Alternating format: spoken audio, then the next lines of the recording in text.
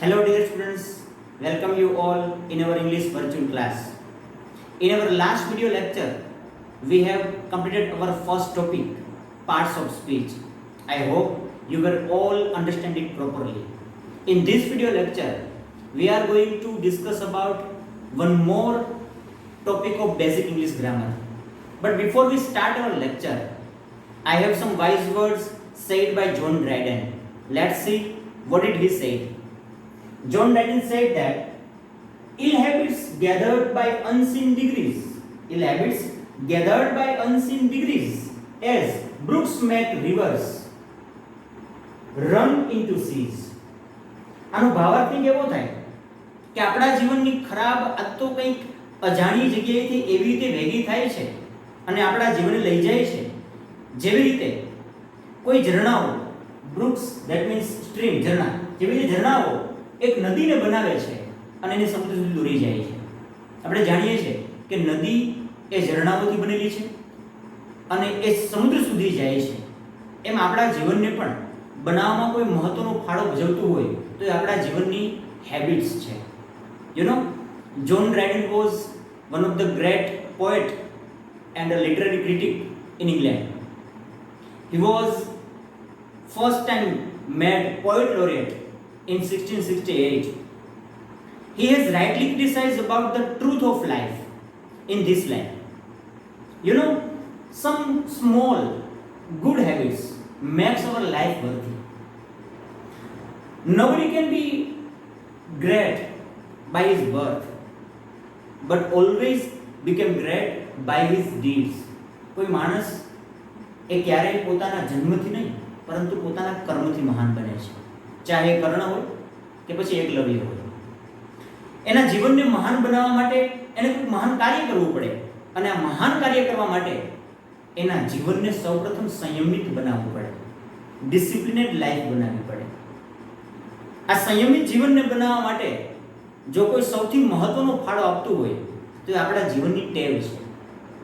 જો આપણી ટેવ, આપણી આદતો આપણા જીવનની સારી હશે તો ચોક્કસપણે એ આપણા જીવનને સંયમિત બનાવશે અને ચોક્કસપણે આપણે આપણા જીવનમાં સફળ થશું જ.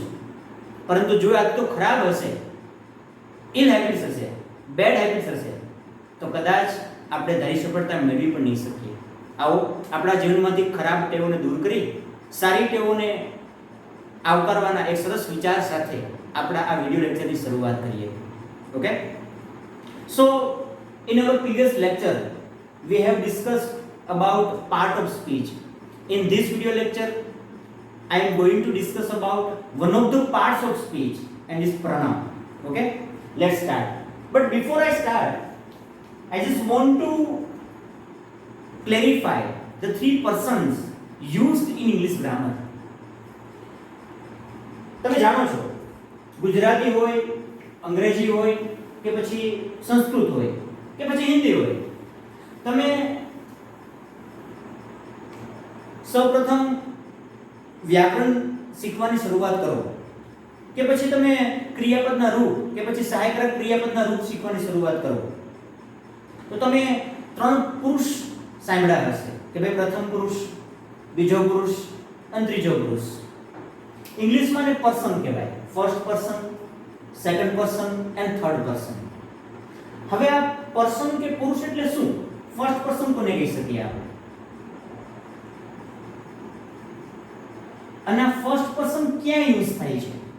વ્યક્તિ ફર્સ્ટ પર્સનના સર્વનામનો યુઝ ક્યારે કરી શકે છે? Okay, let me clarify you that first person is used when anybody can talking about himself or herself. એટલે કે કોઈ વ્યક્તિ જ્યારે પોતાની જાત વિશેની કંઈક વાત કરવા માંગતો હોય કે પોતાની જાત વિશે કોઈ વાતને રજૂ કરવા ઈચ્છતો હોય ત્યારે પોતાના માટે જે વાપરે એને કહી શકાય ફર્સ્ટ પર્સન. ધેટ મીન્સ કોઈ વ્યક્તિ, માનો કે હું મારી પોતાની વાત કરું છું, હું એમ કહું છું કે હું એક શિક્ષક છું, તો હું મારા માટે હું શબ્દ વાપરીશ, હું ક્યારેય મારા નામનો ઉપયોગ નહીં કરું. એમ કોઈ વ્યક્તિ પોતે, તમે વિદ્યાર્થી છો, તમે તમારું કહેવા માંગતા હોય કે ભાઈ હું વિદ્યાર્થી છું, તો આપણે આપણા માટે હું એવું સર્વનામ વાપરીએ. ઇંગ્લિશમાં આઈ કહીએ છીએ. તો આ હું સર્વનામ વાપરીએ. સંસ્કૃતમાં તમે અહમ કહો, અહમ સર્વનામ વાપરો છો, તો આ સર્વનામ આપણે વાપરીએ છીએ.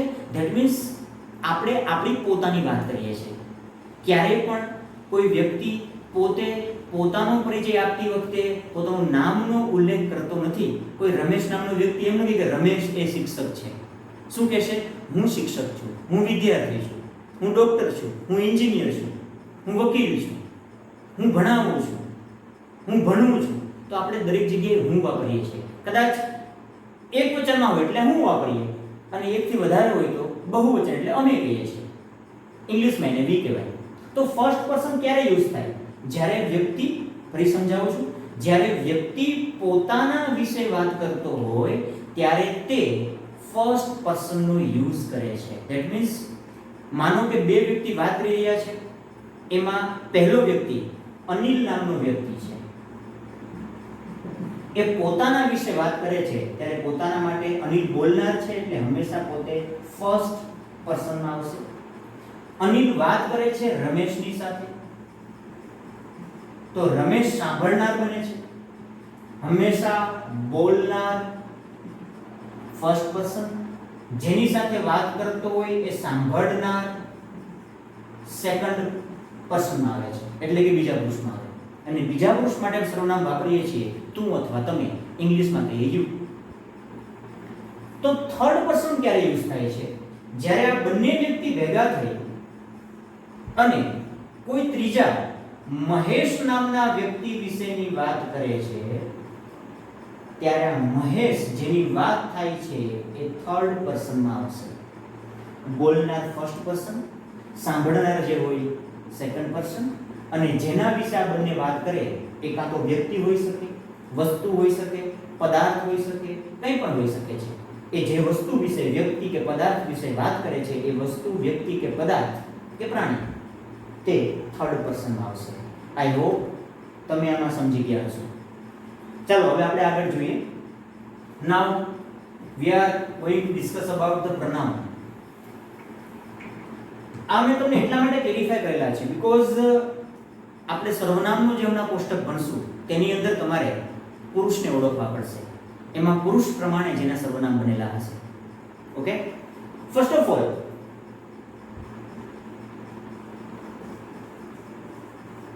pronoun ની ડેફિનેશન શું થાય? What is the definition of pronoun?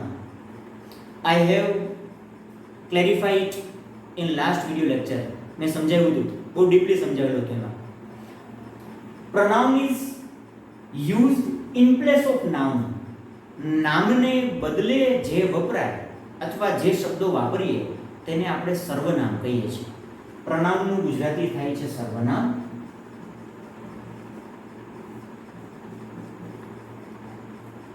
હવે આ સર્વનામ વાપરવાની જરૂર ક્યારે પડે? ફર્સ્ટ પોઈન્ટ તો કે જ્યારે તમે કોઈ એક વાક્યની અંદર કે કોઈ એક પેરેગ્રાફમાં તમે કોઈ એક વ્યક્તિની વાત કરો છો. માનો કે અહીંયા હું વાત કરું છું મહેશ is my friend. ફરી પાછું વાક્ય બોલું છું, Mahesh is a good boy.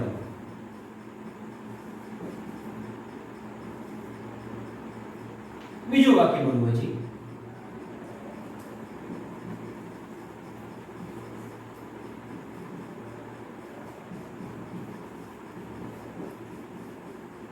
Mahesh is going to school. હવે ત્રણેય વાક્ય મેં મહેશ મહેશ મહેશ મહેશની જો વાત કરું છું એક સાથે, તો દર વખતે હું મહેશ મહેશ એવું નામ યુઝ નહીં કરું. જો હું નામ યુઝ કરીશ તો કદાચ એ થોડું ખરાબ લાગશે, રિપીટેશન થશે. That means when you are talking to some person, something or an animal, at that time you are just not repeating his name. તમે વારંવાર નામને રિપીટ નથી કરતા. તો આ રિપીટેશનને દૂર કરવા તમે શું કરો છો? તમે તો કે ભાઈ એવું કહેશો કે મહેશ એ મારો મિત્ર છે, પછી ફરી પાછું મહેશ નહીં વાપરું, તે એટલે ઇંગ્લિશમાં જેને કહીએ he is a good boy. તે સારો છોકરો છે, તે અત્યારે સ્કૂલે જઈ રહ્યો છે. તો આ બંને વાક્યમાં he એવા પ્રનાઉનનો યુઝ થાય છે.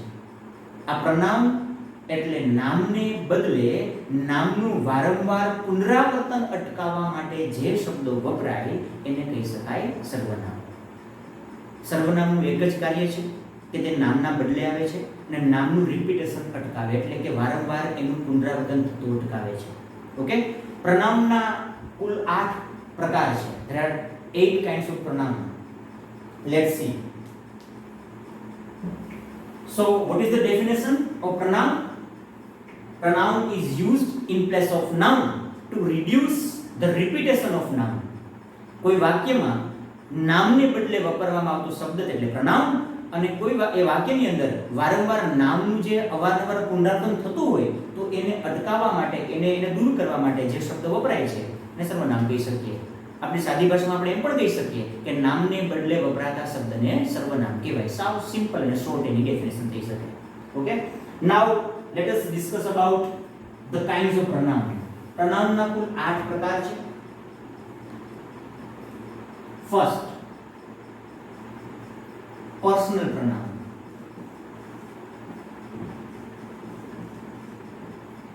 હવે આ પર્સનલ pronoun ની અંદર એના પેટા પ્રકાર બને છે, સબ ડિવિઝન. એમાં પહેલું આવશે subjective pronoun, then objective pronoun, then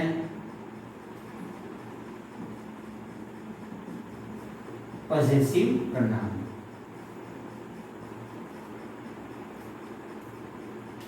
Then second,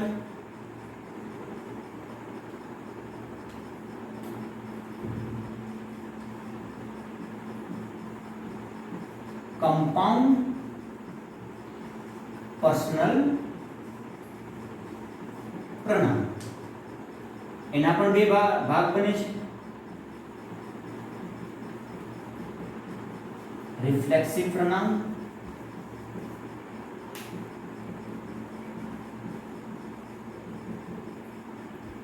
emphatic pronoun અને intensive pronoun પણ કહી શકીએ આપણે. then third,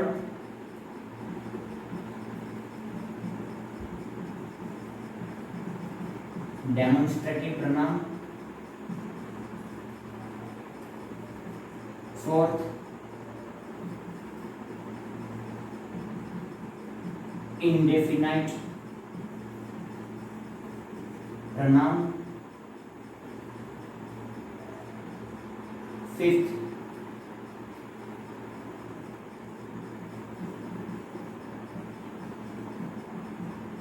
distributive pronoun.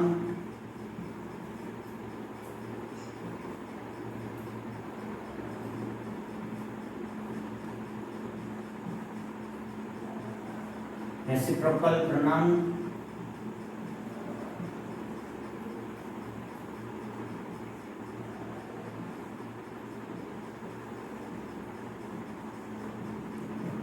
Interrogative pronoun.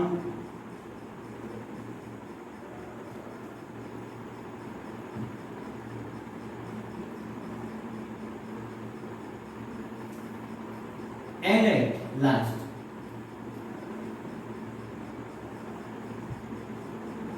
relative pronoun. So these are the 8 kinds of pronoun. 8 પ્રકારના કુલ pronoun હોય છે. પહેલું છે પર્સનલ pronoun. એના કુલ 3 પાર્ટ બને છે, કારણ કે પર્સનલ pronoun મોટા ભાગે એના કેસીસ ઉપર ડિપેન્ડ કરે છે. ધેટ મીન્સ નોમિનેટિવ કેસમાં સબ્જેક્ટિવ આવે, ઓબ્જેક્ટિવ આવે, ધેન પોસેસિવ. આ 3 પ્રકાર છે, સબ્જેક્ટિવ, ઓબ્જેક્ટિવ અને પોસેસિવ pronoun. આપણે હમણાં ભણશું, ચાર્ટ ભણશું આપણે. Compound personal pronoun. Compound that means કે ભાઈ સંયોજન થવું, બે વસ્તુ ભેગી થવી. જ્યારે કોઈ બે વસ્તુને ભેગા થઈને બનાવવાને કમ્પાઉન્ડ કહી શકીએ આપણે. બે પર્સનલ pronoun ભેગા થઈ શકે એટલે ધેટ મીન્સ કે અહીંયા રિલેટિવ, પોસેસિવ, એડજેક્ટિવ અને સાથે સેલ્સ કે સેલ્ફ લગાવીને જે બનાવીએ છીએ એને કહી શકીએ આપણે રિફ્લેક્સિવ pronoun. એટલે કમ્પાઉન્ડ પર્સનલ pronoun એના બે ભાગ બને, રિફ્લેક્સિવ pronoun અને ઇમ્પેરેટિવ pronoun. હકીકતમાં આ બંને એક જ પ્રકારના પ્રનાઉન છે, બટ બેનો યુઝ અલગ છે, બેના કાઇન્ડ અલગ છે. ડેમોન્સ્ટ્રેટિવ પ્રનાઉન, ડેમોન્સ્ટ્રેટ કરવું ધેટ મીન્સ કોઈ વસ્તુ બતાવી, દર્શાવવી, આઈડેન્ટિફાઈ કરવી, પોઈન્ટ આઉટ કરવું. જેમ કે હું વાત કરું કે this is a duster, this is a pen, this is a ball.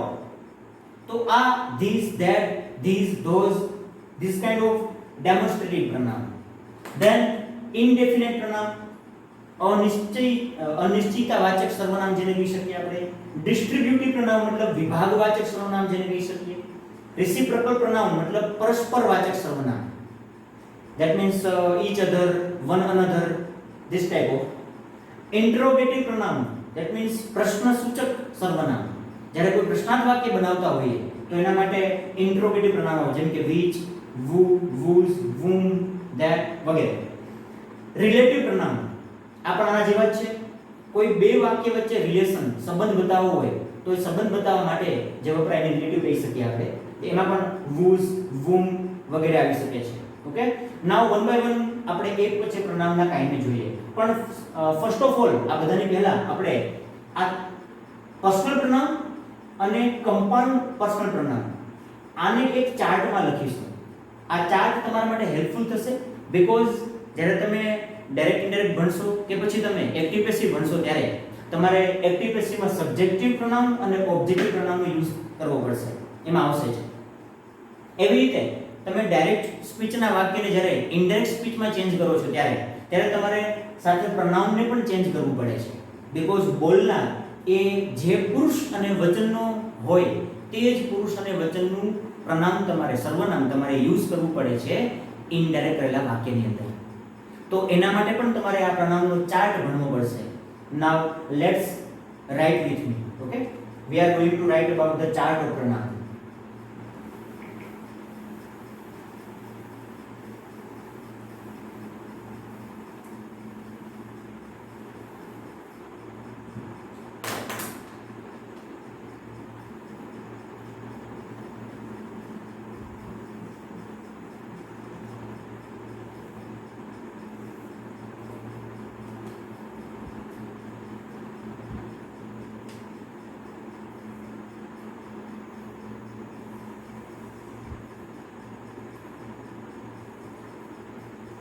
તમે પણ મારી સાથે ડ્રો કરજો ચાર્ટને.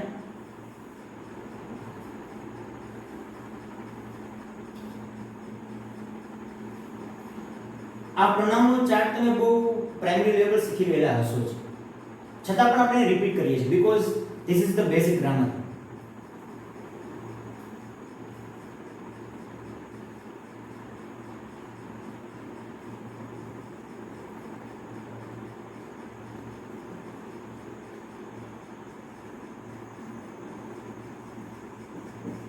First person.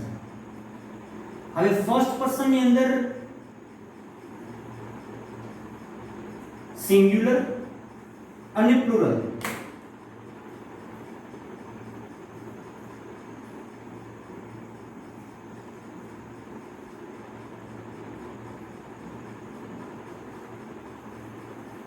સિંગ્યુલર મતલબ કે જેને કહી શકીએ એક વચન અને પ્લુરલ મતલબ કહી શકીએ આપણે બહુવચન.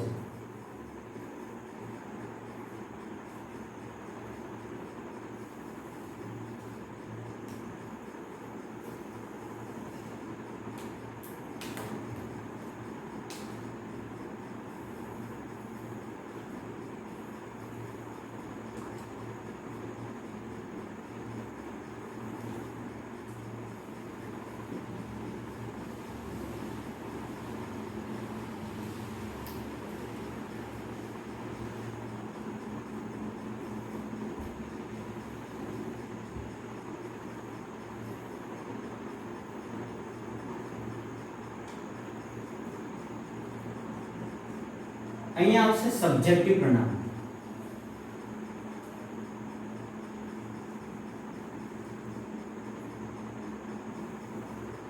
ત્યારબાદ આવશે objective પ્રનામ.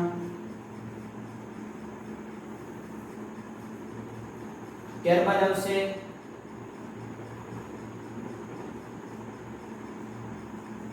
પોસેસિવ adjective. This is possessive adjective, not possessive pronoun. So remind it. Then possessive pronoun, and at last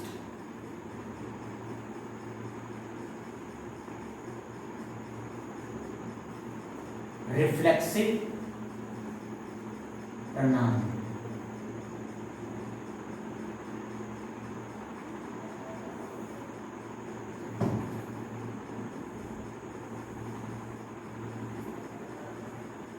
Okay. First, we write about the first person. पहला पुरुषना सर्वनाम क्या क्या છે? You have to write with me. Singular માં શું આવશે?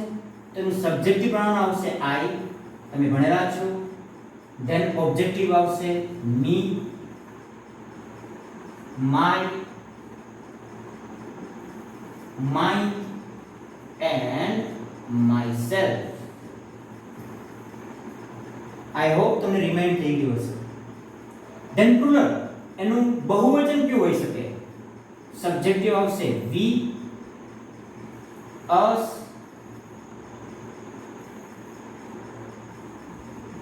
our, ours, ourselves. જો યાદ રાખો, જ્યારે તમે રિફ્લેક્સિવ પ્રનાઉન બનાવો છો તો એક વચન જે હશે એ એક વચનની સાથે સેલ્ફ શબ્દ વપરાશે. Remind it. એક વચન સાથે હંમેશા, ધેટ મીન્સ સિંગ્યુલર તમે બનાવો છો, સિંગ્યુલર બનાવવા માટે સેલ્ફ મૂકવાનું કોની સાથે? તો કે એના પોઝેસિવ એડજેક્ટિવની સાથે, ફર્સ્ટ પર્સન અને સેકન્ડ પર્સનમાં. યાદ રાખજો. ધેન જો તમે એનું પ્લુરલ બનાવો છો તો પ્લુરલની સાથે સેલ્ફ શબ્દ આવશે, નોટ સેલ્ફ. અવરની સાથે સેલ્ફ શબ્દ આવશે જ્યારે તમે એનું પ્લુરલ બનાવો છો. ધેટ મીન્સ કે સિંગ્યુલર બનાવવું હોય તો રિફ્લેક્સિવ પ્રોનાઉન તો સેલ્ફ વાપરવાનું, અને પ્લુરલ બનાવવું હોય તો પાછળ શું વાપરવાનું છે? Self. Now second person.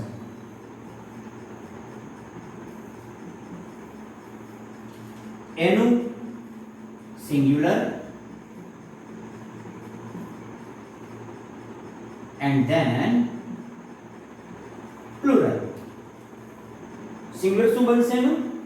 you. then એનું ઓબ્જેક્ટિવ પ્રોનાઉન પણ યુઝ બનશે.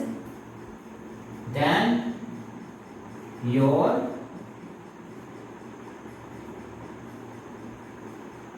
yours, yourself.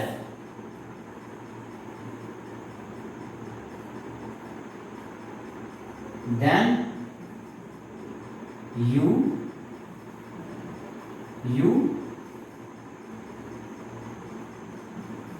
your,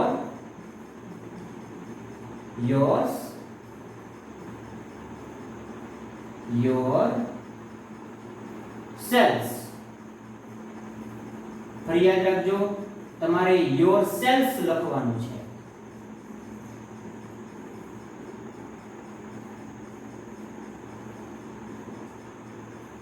then third person.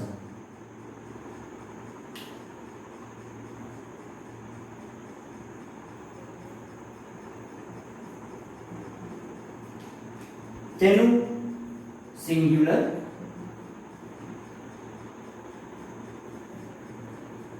હવે થર્ડ પર્સન કોને કહેવાય? મેં હમણાં તમને સમજાવ્યું પ્રમાણે થર્ડ પર્સન એટલે ત્રીજો જ કોઈ વ્યક્તિ. માનો બે વ્યક્તિ વાત કરે છે અને કોઈ ત્રીજા વ્યક્તિની વાત કરે છે, ઇટ્સ બીકેમ થર્ડ પર્સન. હવે ત્રીજો વ્યક્તિ એ પુરુષ પણ હોઈ શકે છે, સ્ત્રી પણ હોઈ શકે છે, મે બી કદાચ કોઈ નિર્જીવ વસ્તુ પણ હોઈ શકે છે કે પ્રાણી હોઈ શકે છે. તો એ ત્રણમાંથી કોઈ પણ એક જાતિમાં હોઈ શકે છે. તો એટલા માટે એનું થર્ડ પર્સન જે બનશે એ પુરુષ હોય તો એના માટે અલગ બનશે, સ્ત્રી હોય મતલબ સ્ત્રીલિંગ હોય તો એના માટે અલગ બનશે, અને કદાચ નપુંસક લિંગ કે કોઈ પ્રાણી હોય તો એના માટે પણ અલગ બનશે. So there are 3 topics. જો એ પુરુષ હોય then he, him, his,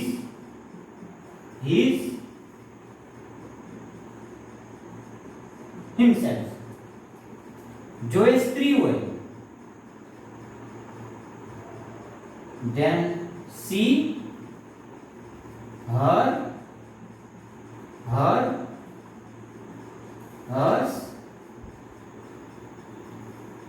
herself. જો એ નિર્જીવ વસ્તુ અથવા તો પ્રાણી હોય it, its, then itself. હવે માની લો કદાચ એનું પ્લોટ બનાવીએ આપણે. હવે એક વ્યક્તિ નથી, મતલબ કે ત્રીજો પુરુષ છે કોઈ એક પુરુષ નથી, પરંતુ 2 પુરુષ હોય તો એનું પ્લુરલ બનશે અને પ્લુરલ હંમેશા એક સરખું જ રહેશે. તે શું બનશે? they. માની લો કદાચ એક પુરુષ અને એક સ્ત્રી છે તો પણ they તેવો જ કહેવાશે તેમને. એક પુરુષ અને એક સાથે પ્રાણી અથવા તો કોઈ નિર્જીવ વસ્તુ છે તો પણ they.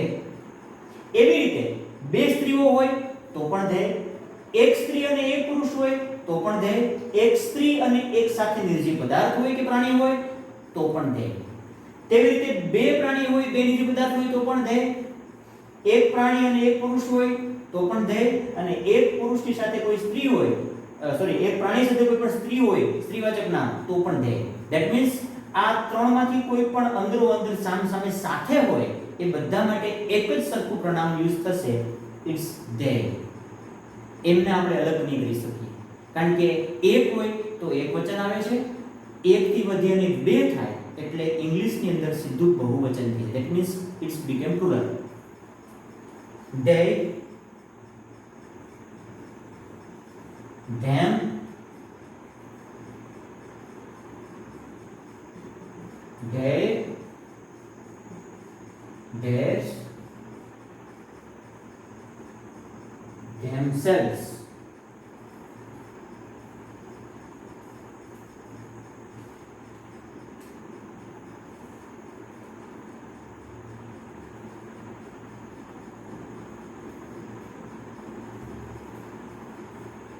So this is the table or this is the pronoun chart. અને pronoun chart પણ કહી શકાય, pronoun table પણ કહી શકાય.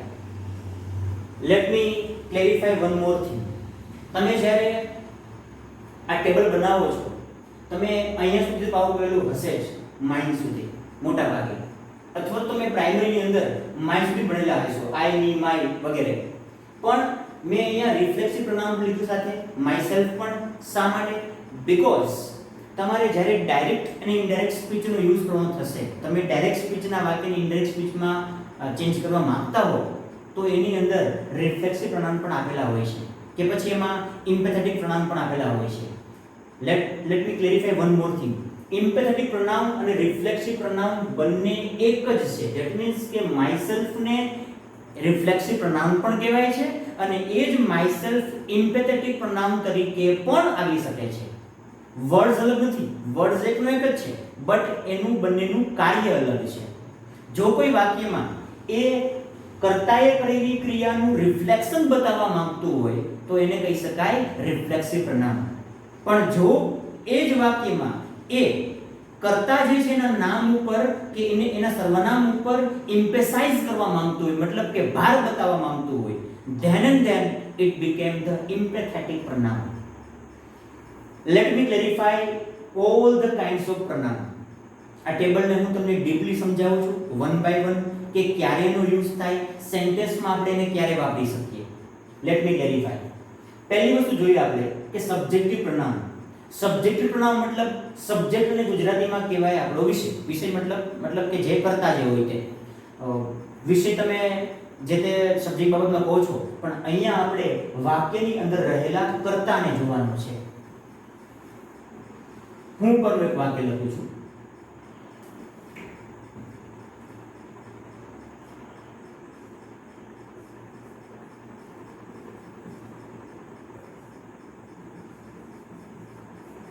I am a teacher.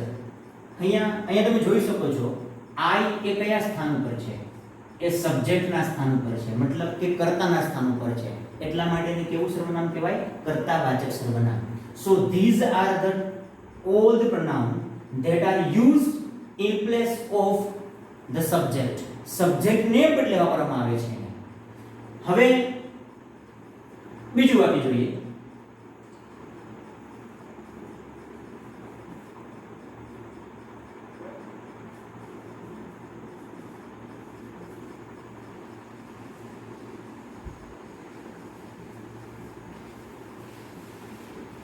Ramesh called me yesterday. રમેશે called પછી અહીંયા મેં વાપરેલું છે me. રમેશે called કરવો એટલે ફોન કરવો. એણે ફોન કર્યો હતો me, that means મને. મને મતલબ અહીંયા ફોન કરનાર કોણ છે? ફોન કરનાર રમેશ છે. તો રમેશ સબ્જેક્ટ છે, પણ રમેશનું નામ એને રાખ્યું છે. તો આપણે વાપરેલું પ્રનાઉન ક્યાં છે? આપણે આ મી પ્રનાઉનનો યુઝ કર્યો છે બીકોઝ એ ક્રિયાપદની પાછળ આવે છે. એટલે ક્રિયાપદની પાછળનું સ્થાન મેં સમજાવ્યું તમને આની પહેલા પણ કે ઇંગ્લિશની રચના એવી છે, પહેલા સબ્જેક્ટ આવે, then verb and then object. Subject પહેલા હોય, પછી ક્રિયાપદ હોય અને પછી શું હોય? ઓબ્જેક્ટ, ધેટ મીન્સ કર્મ હોય. તો ક્રિયાપદની પાછળનું જે સ્થાન હોય તે સીધું કોનું સ્થાન હોય? કર્મનું. ધેટ મીન્સ કર્મની જગ્યાએ મારે સર્વનામ વાપરવું છે તો એના માટે ઓબ્જેક્ટિવ પ્રનાઉનનો યુઝ થાય. આઈ હોપ તમે સમજી ગયા હશો. આ વાક્યમાં સબ્જેક્ટ છે એટલા માટે આપણે એનું સબ્જેક્ટિવ પ્રનાઉન વાપર્યું. જો હું ફર્સ્ટ પર્સનની જ વાત કરું છું, ફર્સ્ટ પર્સન એમ આઈ સિંગ્યુલર, હું મારી જ વાત કરું છું કે હું એક શિક્ષક છું. રમેશે મને ગઈકાલે ફોન કર્યો હતો. મને તો ફોન કરનાર રમેશ છે, પણ ફોન કર્યો હતો કોને? ક્રિયા થાય છે કોની ઉપર? તો કે મને ફોન કર્યો હતો. તો હું શું બનું છું અહીંયા? મી એટલે ધેટ મીન્સ મને. એ કર્મ બને એટલે કર્મની જગ્યાએ તમારે પ્રનાઉન વાપરવું હોય તો તમારે ઓબ્જેક્ટિવ પ્રનાઉન વાપરવું પડે. હવે પોઝેસિવ એડજેક્ટિવ અને પોઝેસિવ પ્રનાઉન કોને કહેવાય? આ બે ડિટેલ તમને સમજાવું છું. તમે કદાચ આમ સમજી ગયા હશો. હવે માની લો કદાચ આ તો ફર્સ્ટ પર્સનની વાત થઈ છે, અહીંયા આપણે સેકન્ડ પર્સન પણ યુઝ કરી શકીએ. સેકન્ડ પર્સનમાં આવું વાક્ય હોઈ શકે: You are a teacher. તમે શિક્ષક છો. અહીંયા you છે એ ક્રિયાપદની આગળ છે, that means એ સબ્જેક્ટિવ પ્રનાઉન છે. પણ અહીંયા રમેશ called you, અહીંયા હું you વાપરું છું તો અહીંયા આ you એ ક્રિયાપદની પાછળ છે, that means આ ઓબ્જેક્ટિવ પ્રનાઉન છે. યાદ રાખજો, ક્રિયાપદની આગળ હોય તો એ સબ્જેક્ટિવ પ્રનાઉન, ક્રિયાપદની પાછળ હોય તો એ ઓબ્જેક્ટિવ પ્રનાઉન. બીકોઝ યુ છે એ એનું સબ્જેક્ટિવ અને ઓબ્જેક્ટિવ સરખું જ થાય. તમે સેકન્ડ પર્સનને જુઓ તો સેકન્ડ પર્સનનું સિંગ્યુલર અને પ્લુરલ આ બંને સરખું જ છે. You your yours. તમે બધું સરખું જોઈ શકો છો. માત્ર ને માત્ર તેમનું રિફ્લેક્સિવ પ્રનાઉન જે પણ છે તે એકમાત્ર અલગ બને છે. રિફ્લેક્સિવ પ્રનાઉનમાં જો એક વચન હોય, મતલબ કે સિંગ્યુલર માટે હોય તો તમે યોર સેલ્ફ વાપરો છો અને પ્લુરલ માટે હોય તો તમે યોર સેલ્સ વાપરો છો. એટલે હજી સમજાવું છું, રિફ્લેક્સિવ પ્રનાઉન તમારે બનાવવું હોય ત્યારે તમારે હંમેશા ફર્સ્ટ પર્સન અને સેકન્ડ પર્સનમાં પોઝેસિવ એડજેક્ટિવની પાછળ સેલ્ફ કે સેલ્સ લગાવવાથી એનું રિફ્લેક્સિવ પ્રનાઉન બને. કેવી રીતે? માય નું શું બન્યું? My self. આ બહુવચન છે, પ્લુરલ છે માટે અવર ની પણ સેલ્ફ લગાવો, અવર સેલ્સ. યોર નું યોર સેલ્ફ, યોર નું યોર સેલ્સ. બહુવચનમાં પ્લુરલમાં શું લગાવવાનું? સેલ્ફ લગાવવાનું. હવે તમે થર્ડ પર્સનમાં જાઓ છો તો થર્ડ પર્સનની અંદર હંમેશા તેના પોઝેસિવ એડજેક્ટિવ નહીં બટ તેના ઓબ્જેક્ટિવ પ્રનાઉનની પાછળ સેલ્ફ અને સેલ્ફ લાગશે. જેમ કે હિમનું હિમસેલ્ફ, હરનું હરસેલ્ફ. it નું itself. then બહુવચનમાં them તો them નું themselves. એટલે રિફ્લેક્સિવ પ્રોનાઉન બનાવવું હોય તો પહેલા પુરુષ અને બીજા પુરુષની અંદર આ કી યાદ રાખજો, પહેલા પુરુષ અને બીજા પુરુષની સાથે પોઝેસિવ એડજેક્ટિવની અંદર સેલ્ફ અથવા સેલ્સ જોડવામાં આવે છે. પરંતુ જ્યારે તમારે ત્રીજા પુરુષનું રિફ્લેક્સિવ પ્રોનાઉન બનાવવું છે તો તમારે ઓબ્જેક્ટિવ પ્રોનાઉનની પાછળ સેલ્ફ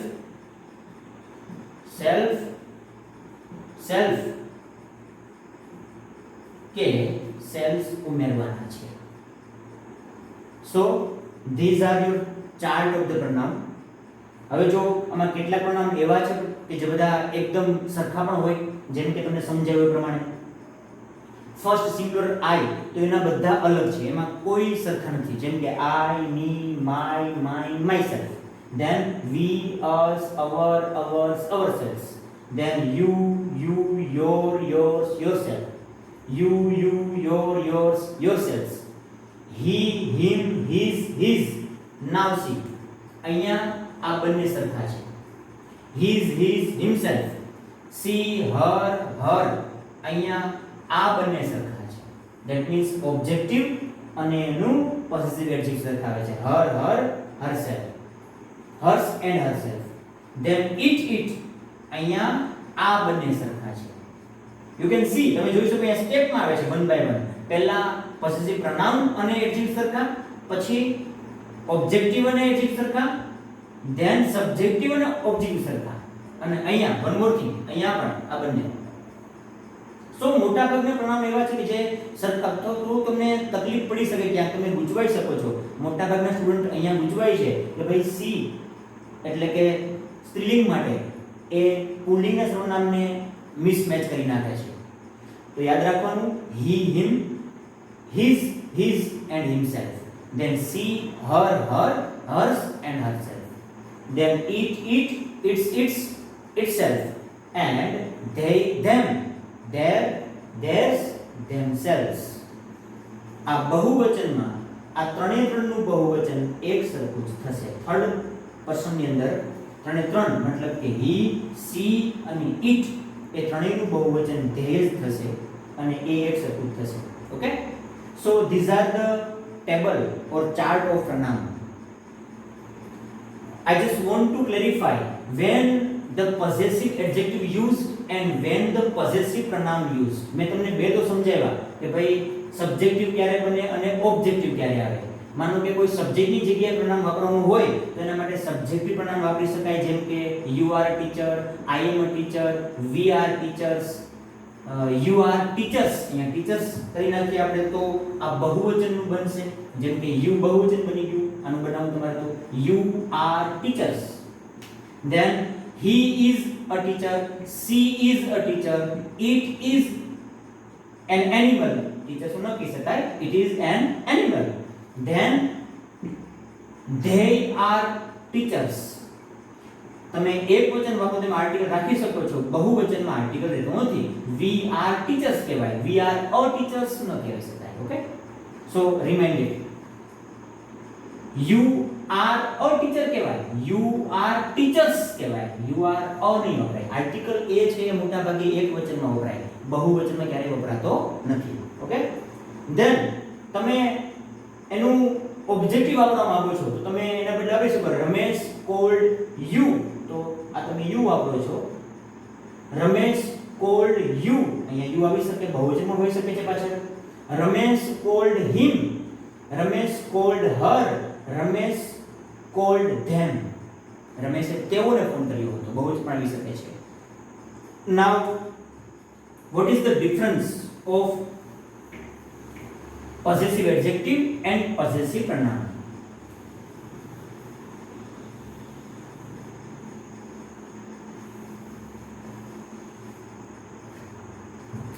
જો હું આવું વાક્ય લખું છું,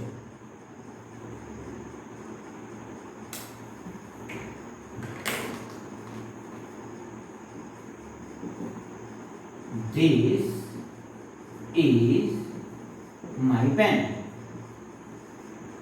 That is my car. It is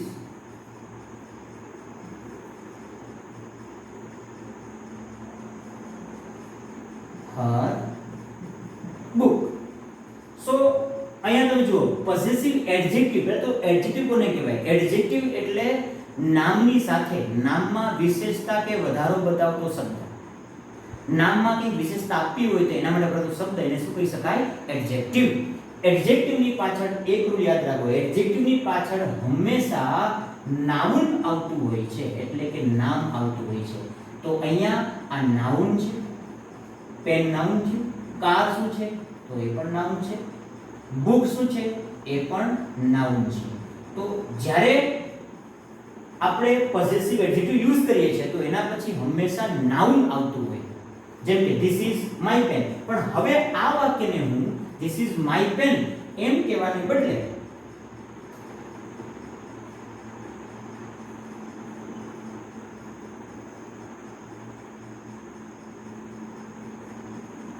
this pen is mine. આ પેન મારી છે. પોસેસિવ પ્રનાઉન, પ્રનાઉનનો મતલબ એ થાય નામને બદલે વપરાતો શબ્દ. તમે જોઈ શકો છો કરતા ધીસ પેન છે, ધીસ પેન ઇઝ સર્વનામ છે, ક્રિયાપદ છે. ઇઝ પછી અહીંયા સીધું નાઉન આવ્યું, એટલે ઇઝ પછી મોટા ભાગે કોઈ પણ ઓબ્જેક્ટિવ આવતું હોય છે. ઓબ્જેક્ટિવ મતલબ કે કોઈ કર્મ આવતું હોય, અને કર્મને બદલે આપણે જ્યારે વાપરીએ કોઈ પણ શબ્દ તો એ નાઉન બદલે પ્રનામ વાપરી શકીએ. આપણે કર્મ મોટા ભાગે શું હોય છે? નાઉન હોય, પણ નાઉનને બદલે આપણે શબ્દ વાપરીએ છીએ માઇન એ પ્રનામ. તો ક્રિયાપદની આની પાછળ કોઈ સાથે કોઈ બીજું નાઉન નથી, પણ આ ખુદ નાઉનની જગ્યાએ વપરાયેલું છે. પણ જ્યારે તમે માય, હર વગેરે શબ્દ યુઝ કરો છો, અવર, યોર, હિઝ, ઇટ્સ યુઝ કરો તો ધેર યુઝ કરો તો તમે એની સાથે બીજું એક્સ્ટ્રા નાઉન મૂકો છો. તો તમારે એ નાઉનની સાથે વપરાયેલો શબ્દ હોય ત્યારે એડજેક્ટિવનું કામ કરે છે, અને જ્યારે એ ખુદ નાઉન ના બદલે વપરાય છે ત્યારે શું કરે છે? પોસેસિવ પ્રનાઉનનું કામ કરે. એડજેક્ટિવની સાથે હંમેશા નાઉન હોવું જોઈએ. એડજેક્ટિવ એની પાછળ નાઉનને ફોલો કરતું હોય, પરંતુ પ્રનાઉન શું છે તો કે પ્રનાઉન તો નાઉનને બદલે વપરાય છે. એની પાછળ નાઉન નથી લગાડતું, એની નાઉનને બદલે યુઝ થાય છે. અહીંયા આ કર્તા ક્રિયાપદને કર્મ હોવું જોઈએ, પણ કર્મને બદલે ખુદ શું આવી જાય છે? અહીંયા નાઉન. અહીંયા ખુદ પેન શું છે એ કર્મનું કામ કરતું હોય, પણ પેનની સાથે શું આપ્યું છે આપણે? માય. તો માય શું કરે છે? એ નાઉનની આગળ આવે છે, એટલે એડજેક્ટિવનું કામ કરે છે. This is the adjective, that means possessive adjective, જેને સંબંધ, પોસેસિવ મતલબ સંબંધ દર્શાવો, સંબંધ દર્શાવતા સર્વનામ તરીકે વાપરીએ પોસેસિવ કેસમાં તો એમાં બે પ્રકારના આવે છે, પોસેસિવ એડજેક્ટિવ એન્ડ પોસેસિવ પ્રનાઉન. ઓકે, નાઉ આ વાક્યને જોઈએ આપણે. That car is yours. આ તમારી કાર છે.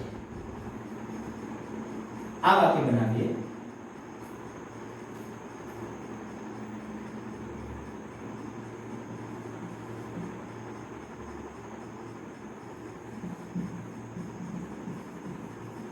That book is hers. આ બુક તેણીની છે. It is her book. આ તેણીની બુક છે એમ કહેવાય, અને આ બુક તેણીની છે એમ પણ કહી શકાય. તો પોસેસિવ પ્રનાઉન ક્યારે વપરાય છે? મોસ્ટલી નાઉનને બદલે. જ્યારે તમારે કોઈ નાઉન વાપરવું હોય તો એને બદલે તમે સીધું પોસેસિવ પ્રનાઉન સંબંધ બતાવવા માટે વાપરી શકો છો. પરંતુ પોસેસિવ એડજેક્ટિવ ક્યારે વપરાય છે? તો કે જ્યારે એની પાછળ કોઈ નાઉન આપેલું હોય તો એની સાથે બતાવવું હોય ત્યારે તમે પોસેસિવ એડજેક્ટિવનો યુઝ કરી શકો છો. નાઉ let's I will clear the difference between reflexive pronoun and empathetic pronoun. It's